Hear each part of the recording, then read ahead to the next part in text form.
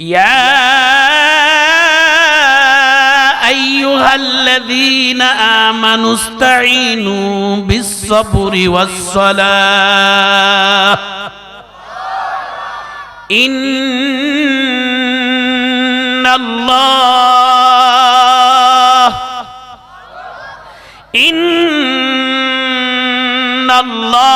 মা'আস-সাবিরিন।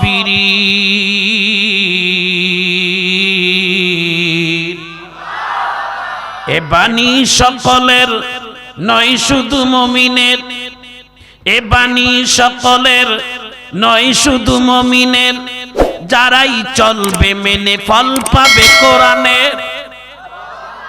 ঘরেই বলো কিবা রাষ্ট্রে বলো, ঘরেই বলো কিবা রাষ্ট্রে বলো, অশান্তি দূর করে শান্তি আনে। সমাধান চাও যদি জীবনে মরণে, ফিরে যাও খুঁজে নাও চোখ রাখো কোরআনে।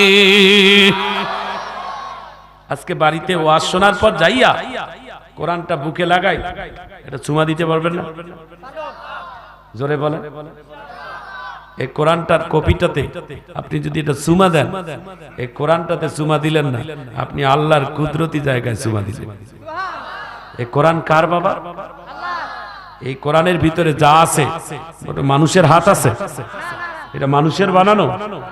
এই কোরআনের একেবারে বা থেকে আলিফ বা থেকে কোরআন শুরু হয়েছে বা দিয়া। কি দিয়া? বিসমিল্লাহ বা, আর শেষ করছেন আল্লাহ সিন দিয়া। কোরআনের শুরুর অক্ষরটার নাম বা, আর শেষ অক্ষরটার নাম কি? মিনাল জিন্নাতি ওয়ান নাস। সিন, বা দিয়ে আর সিন দিয়ে শেষ। বা দিয়ে শুরু, সিন দিয়ে শেষ। দুই অক্ষর এক জায়গায় করলে বা সিন জবর বাস। বাস মানে এনাফ, বাস মানে যথেষ্ট। এই কোরআন মানুষের জন্য একটা এনাফ, একটা যথেষ্ট। একটু চিৎকার দিয়ে জোরে কোন আল্লাহু আকবার। আরেকটি কথা বলি তাহলে আরো বুঝবেন। আচ্ছা, এই কোম্পানিটা, এই যে এই কোম্পানিটা, এই মিডিয়ার কোম্পানি, এটা যে বানাইছে, এই কোম্পানি কিন্তু একটা গাইড দিয়েছে কিভাবে পরিচালনা করতে হবে।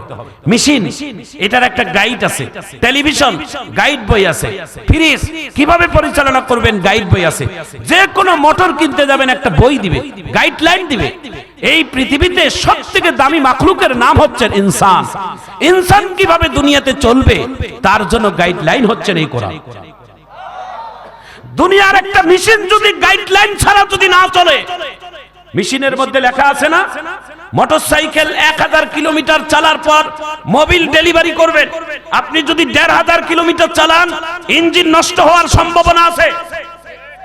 কথা কোন ঠিক কিনা? তারপরে আপনি শ্যালো মেশিন যদি এত কিলোমিটার চালান, তারপরে মোবাইলটা ডেলিভারি দিবেন। তেমনি ভাবে পৃথিবীর যত যন্ত্র পরিচালনা করার, সমস্ত যন্ত্র পরিচালনার যদি নিয়মতান্ত্রিক থাকে, মানুষ পরিচালনা এমনি এমনি হতে পারে না। মানুষ পরিচালনা হবে আল্লাহর কোরআন দিয়ে। কথা কোন ঠিক কিনা? হাত দিয়ে বলেন, আমরা কি কোরআন ছাড়া চলতে পারবো? জোরে বলেন। কোরআনের আইন আমাদের জীবনের সবথেকে বড় আইন। আমিন কর। কোরআন ছাড়া যদি সবকিছুই হয়, তাহলে আমরা ওই দল করব না। কথা কন, কথা কন ঠিক কিনা? আমরা কোরআন ভালোবাসি। আমাদের প্রত্যেকটা জীবন চলার জন্য একটা কোরআন আছে। একটু জোরে কন আমিন। আমরা কোরআন ছাড়া কোনো কাজ করতে চাই না। একটু চিৎকার দিয়ে জোরে কন আমিন। আমাদের সকাল শুরু হবে কোরআন দিয়ে, রাত শেষ হবে কোরআন দিয়ে। সবকিছু আমরা কোরআন দিয়েই শুরু করব।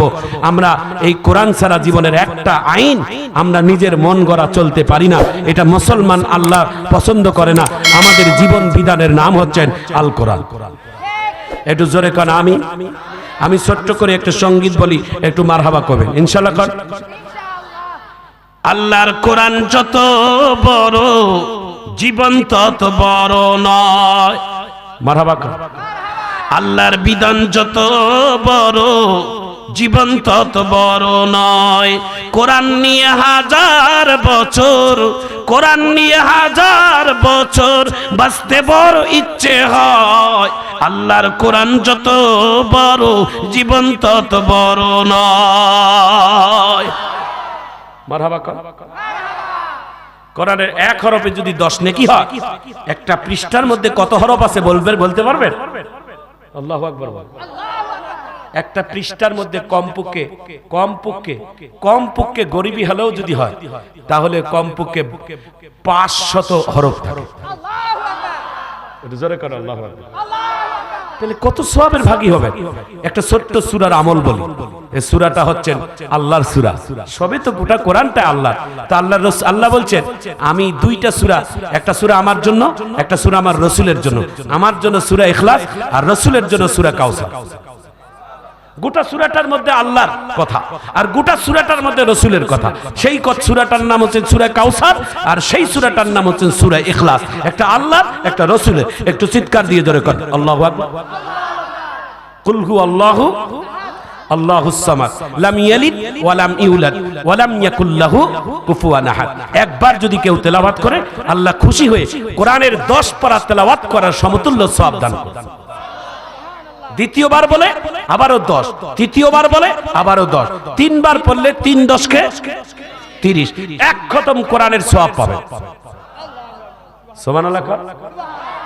হাদিসটা খেয়াল পড়ছে বলে শর্ট করে বলে দেই, খুব ফায়দা হবে। শুনবে? কারা কারা শুনবেন না হাত তুলে দেখান। মুই কিন্তু ওয়াজ শিখান তোমাকে। গতকালকে এক মাহফিলে আমি বলছি জাহান্নামে কে কে যাবে, 2 জন মুরব্বিকে আল্লাহু আকবার। আমি বললাম চাচা জাহান্নামে যাবেন? কয় না। তা হাত তুললেন, কয় থুক্কু।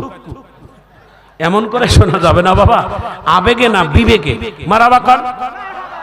রাসূলের জামানায় একটা সম্প্রদায় আল্লাহ রাসূলের কাছে ইমাম নিতে আসছেন। কি নিতে আসছেন? ইয়া রাসূলুল্লাহ, আমাদেরকে একটা ভালো ইমাম দেন তো, আপনার চয়েস, আপনার পছন্দের, যার পিছনে আমরা ইক্তেদা করব। মারহাবা কোন। আল্লাহ রাসূল একজন ভালো ইমাম দিয়ে দিলেন।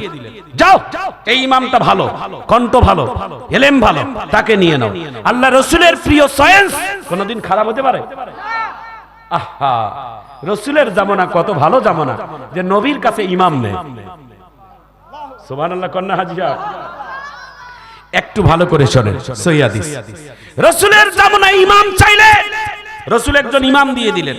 3 মাস নামাজ পড়ার পর ওই মুসল্লি ইমামকে ধরে নিয়ে আসছেন আল্লাহ রাসূলের দরবারে। ইয়া রাসূলুল্লাহ, যে ইমাম দিবেন এই ইমাম আমাদের কারো পছন্দের না। রাসূল কয় কেন? কয় 3 মাস থেকে 1 সূরায় নামাজ পড়ে। কয় সূরায়? 1 সূরায় নামাজ পড়ে। এর আর কোনো সম্বল নাই, এর একটাই কম্বল, সেটার নাম সূরা ইখলাস। আর কিছু জানেন না। আল্লাহ রাসূল বলছেন, এই সাহাবী, তুমি কি শুধু সূরা ইখলাস জানো, আর কিছু জানো না? সাহাবী কি বলছে শোনার পর আল্লাহু আকবার বলবেন। আল্লাহ রাসূলের সাহাবী বলছে, ইয়া রাসূলুল্লাহ, গোটা কোরআনটা আমার মুখস্থ। এই আল্লাহু আকবারের সাইজ ভালো না আপনাদের? জোরে আল্লাহু আকবার কোন। আল্লাহ রাসূল ডাক দিয়ে বলে, এ সাহাবী, তুমি কি অন্য কোন সূরা জানো না? সাহাবী বলেন, গোটা কোরআনটাই আমার মুখস্থ রাসূল। কয় তাহলে একটা সূরা দিয়ে কেন নামাজ আদায় করো? কি সূরা? রাসূলের সাহাবী বলে সূরা ইখলাস। সুবহানাল্লাহ। নবী বুঝতে পারছে সূরা ইখলাসের সাথে কার সম্পর্ক। শরীরের পশম খাড়া হয়ে গেছে। আল্লাহ রাসূল জানে, তারপরও বলে, তুমি কেন এই সূরা বাদ দিয়ে এই সূরাটাই পছন্দ করো? কয় আমাকে ভালো লাগে, এটা আল্লাহর সূরা। এই সূরা যারা পড়বে তার সাথে সরাসরি আল্লাহর সাথে ভালোবাসা তৈরি হয়। এই জন্য আল্লাহর সাথে আমি সম্পর্ক, প্রেম তৈরি করার জন্য এই সূরা দিয়ে নামাজ পড়াই। ওরা না রাখলেও আমার কোনো দুঃখ নাই, কেউ যদি রাখে আমি সূরা ইখলাস দিয়ে নামাজ পড়ব। এবার আল্লাহ রাসূল ডাক দিয়ে বলে, এই মুসলমানেরা, তোমরা জানো সূরা ইখলাস কি? বলে, যত বেশি সূরা ইখলাস পড়বে তত বেশি বান্দার সাথে আল্লাহর সম্পর্ক আর ভালোবাসা, গভীর সম্পর্ক। ওই গোত্রের লোকেরা বলছেন, ইয়া রাসূলুল্লাহ, যে ইমামটা বাদ দেওয়ার জন্য আসছে ওই ইমাম আবার নিয়োগ দেন, আবার সূরা ইখলাস দিয়ে নামাজ পড়ব। এতদিন সূরা ইখলাসের মর্যাদা বোঝে নাই, এখন সূরা ইখলাসের মর্যাদা বুঝছে, এই জন্য আবার ইমাম নিয়োগ দেয়। একটু চিৎকার দিয়ে জোরে কোন আল্লাহু আকবার। এই সূরাগুলো বেশি বেশি নামাজ পড়াবেন, ইমামও বলে দিবেন। কোন কোন সূরা জানেন? জান্নাতের মধ্যে 3টা সূরা তেলাওয়াত হবে। সুবহানাল্লাহ কোন নাকি? জান্নাতের মধ্যে 3টা সূরা তেলাওয়াত করবেন। একটা সূরা হচ্ছেন সূরা মুজাম্মিল, 2 নাম্বার হচ্ছেন সূরা ইয়াসিন, 3 নাম্বার হচ্ছেন সূরা আর রহমান। এটা জান্নাতের মধ্যে তেলাওয়াত হবে। তাহলে বোঝেন, তাহলে এই সূরা 3টার দাম কত। একটু আল্লাহু আকবার বলেন। সূরা মুজাম্মিল তেলাওয়াত করবেন হযরতে দাউদ নবী। সূরা ইয়াসিন তেলাওয়াত করবেন আপনার আমার প্রিয় নবী, আর সূরা আর রহমানটা তেলাওয়াত করবেন আমার আল্লাহ নিজেই জান্নাতের মধ্যে তেলাওয়াত করে শোনাবেন। আর রহমান আল্লামাল কুরআন খলাকাল ইনসানা আল্লামাহুল বায়ান আশ-শামসু ওয়াল কমারু বিহুসবান ওয়ান নাজমু ওয়াশ-শাজারু ইয়াসজুদান ওয়াস-সামাআ রাফা'আহা ওয়া ওয়াদা'আল মিজান। সূরা আর রহমানটা তেলাওয়াত হবে জান্নাতের মধ্যে। মজার কথা বাবা, দিলটা নরম করে দেন। জান্নাতের ভিতরে আল্লাহ তাআলা কোরআনের আয়োজন করবেন, বিশাল একটা জান্নাতের আয়োজন হবে। ওই জান্নাতের ভিতরে সভাপতি থাকবেন আমার আল্লাহ, প্রধান অতিথি হিসেবে আল্লাহ আমন্ত্রণ করবেন আপনার আমার প্রিয় নবীকে। আর জান্নাতের মধ্যে 4টা স্তর থাকবে। 1 নম্বর স্তর হবে নবীদের, 2 নম্বর স্তর হবে সিদ্দিকদের, 3 নম্বর স্তর হবে শহীদ যারা আল্লাহর রাস্তায় জীবন দেয়, 4 নম্বর স্তর হবেন মুমিনদের। যদি আপনি আমি জান্নাত যাই আমাদের স্তর হবে 4 নম্বর, কারণ আমরা নবীও না সিদ্দিকও হতে পারবো না। আর শহীদ যদি হই তাহলে একটু আগাই আসবো, আর যদি শহীদ না হয়ে মুমিন হয়ে মারা যায় তাহলে আমাদের স্তর হবে 4 নম্বর। একটু চিৎকার দিয়ে জোরে বলা যায় না আল্লাহু আকবার।